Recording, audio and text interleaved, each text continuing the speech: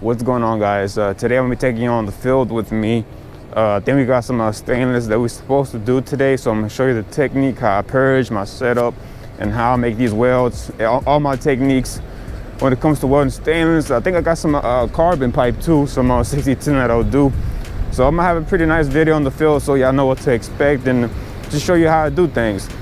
As you can see, I'm not bundled up like last time, man. I think I'm slowly getting used to this weather. I just got my long sleeve shirt underneath and my little vest. The only thing that's really cold right now is my ears, and I do not have a neck warmer, so I'm gonna have to go buy me one today. So let my truck warm up. I usually wake up early.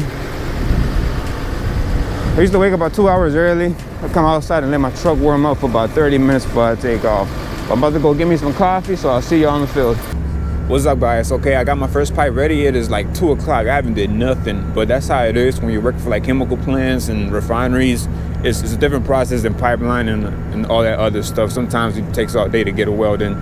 So I got my first pipe, which is a 6-inch schedule 10. Whenever you do stainless, the first thing that you want to do, you want to make sure that you have a high pressure gauge. You want to make sure that it's able to purge and you're able to have it on your TIG rig.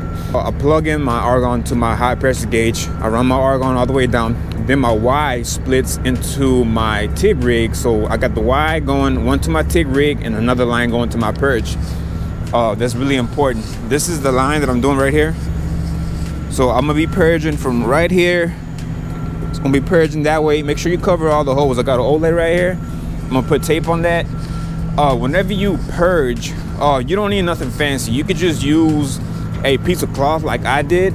Some people, I talked about this before, some guys were like talking about, you need to have this special thing, this special that. You don't need any other stuff. I had people saying that you need it because of moisture. Look, a piece of cloth gonna do it. Doing this for about 10 years now.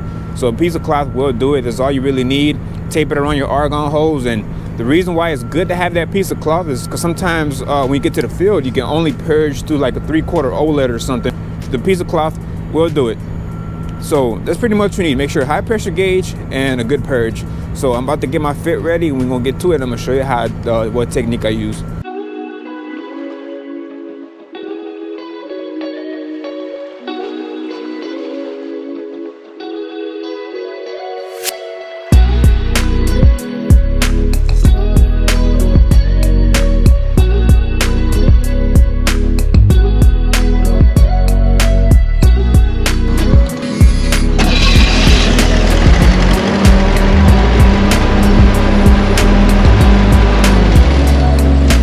Okay, I've been purging my pipe for about 5 minutes now. I'm about to just do 2 tacks.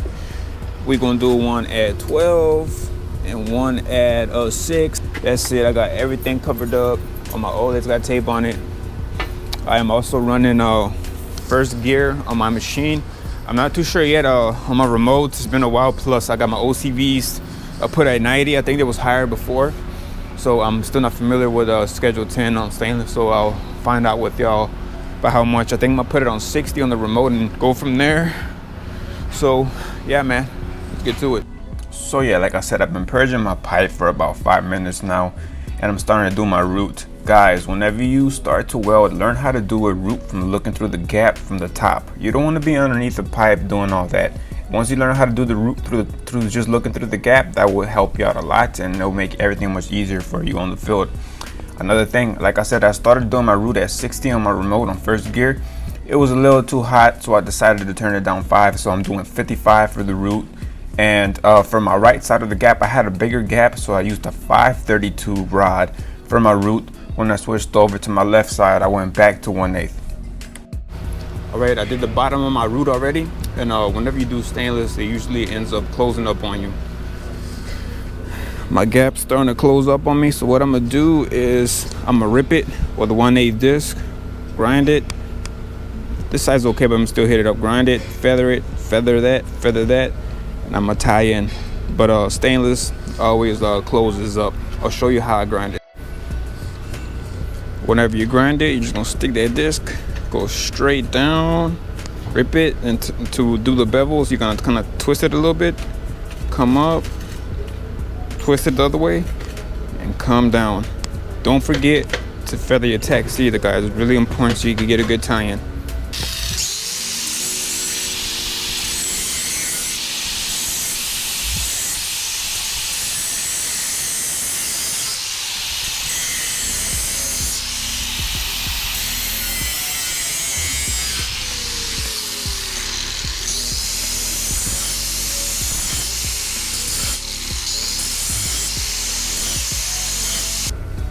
Okay, I ripped it. You know, my gap got bigger. Get you a blade and just make sure you take all that metal shaving out. It's really important. You're gonna feel x-ray if you don't take all that metal shaving out. I don't think I got much, but whenever you have like a tighter gap, you'll leave a lot of metal shaving in there. You wanna make sure it's nice and clean in there. You wanna make sure you ain't got any of that in there. Now, I just ripped it for the educational purposes for the guys who are still trying to learn. In this case, I wouldn't have ripped it. I would just keyholed all the way up with a 332 rod. Oh yeah, I did 532 on this side because I had a bigger gap. And when I got to this side from my root, I did a 1/8. I'm gonna keep doing 1/8 right here. Well, I'm gonna tie this side in first. I'm gonna keep doing 1/8, tie in. And if it closes up some more, I'll just do the keyhole technique with a 332.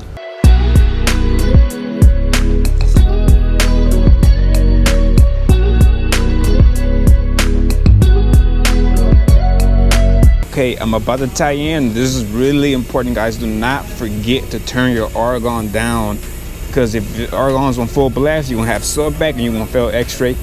See, my gap closed up, so I'm using 332 keyhole technique, keyhole dip and walk on.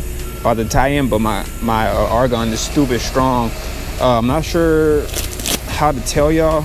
I don't see, you can see that tape just flying up. This is the best method I could think of to show y'all how high my purge is. So while they crank that down where you can just barely feel it, you can lick your thumb, put it right here. If you can barely feel that cool air, it means you're good to tie in.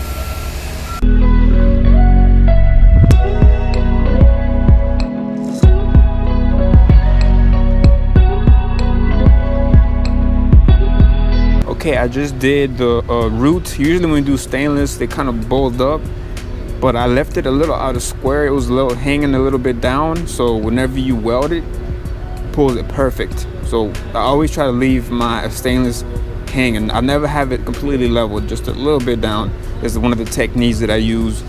And for instance, you know, it's still pretty good. It's still within, you know, tolerance.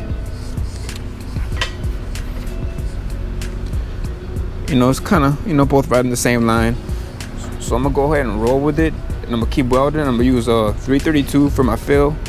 For my hot pass. Still, I'm gonna leave the remote at 55. I did my root at 55 the whole way on the remote. If I feel like it's gonna pull more, I'm gonna just flip the pipe to this side, and my bottom will be on top, so the heat will travel up, and it should fix it. But I think it'll stay the same. So I'm gonna go ahead and do my hot pass. Then after that, my cap.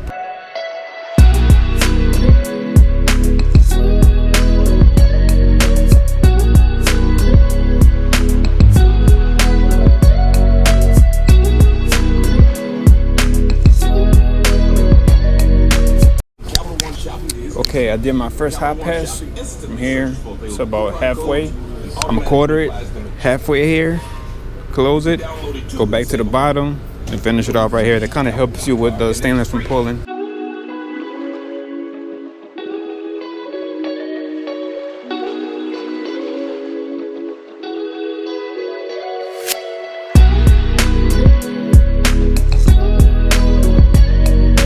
In this scene right here, I started capping already. I didn't want to show you the whole process because it's basically the same thing when it comes to doing the hot, fill, and cap. I'm still using the quarter technique, which I showed y'all. That technique helps you out a lot when you do stainless, because it stops them from pulling, because you're not putting too much heat on one side, you're jumping around.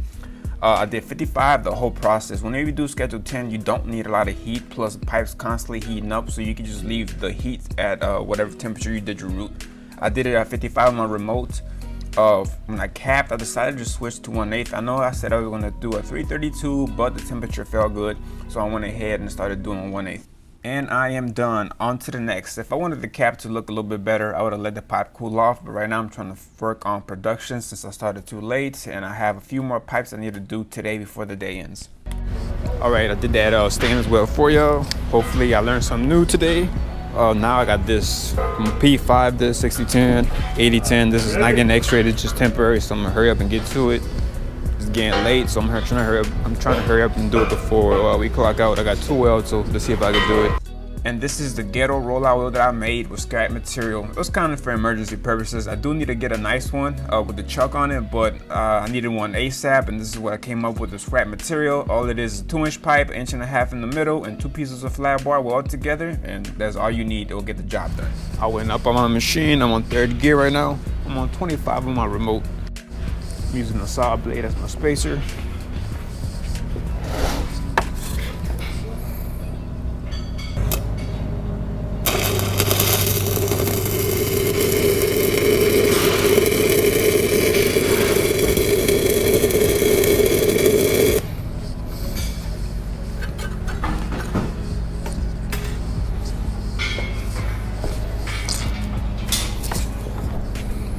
The roller wheel is ugly, but it spins and it gets the job done. Like I said, if you come across a problem, just go ahead and do what I did. I did a saw blade gap. As you can see, it's tight on some areas, it's loose on some. I said I was going to do the remote at 25, but I decided to go up to 30 just because it's tighter on some sides.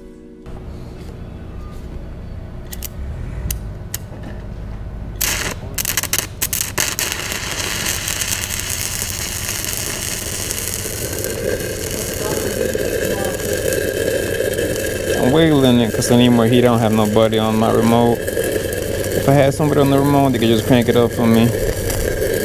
I actually need more heat.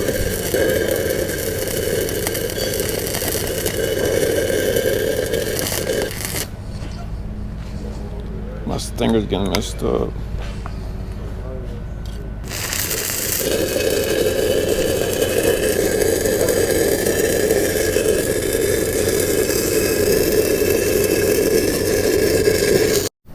I just finished up. I was only able to do the root and the hot on it because it's time to go, but I thought I'll show you the root.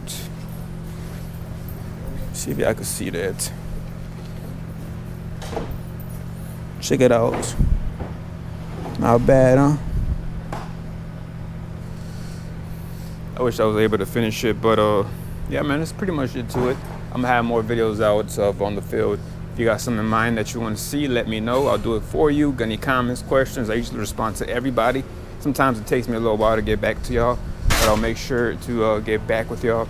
So don't forget to like, comment, subscribe. I'll see you in the next one. Peace.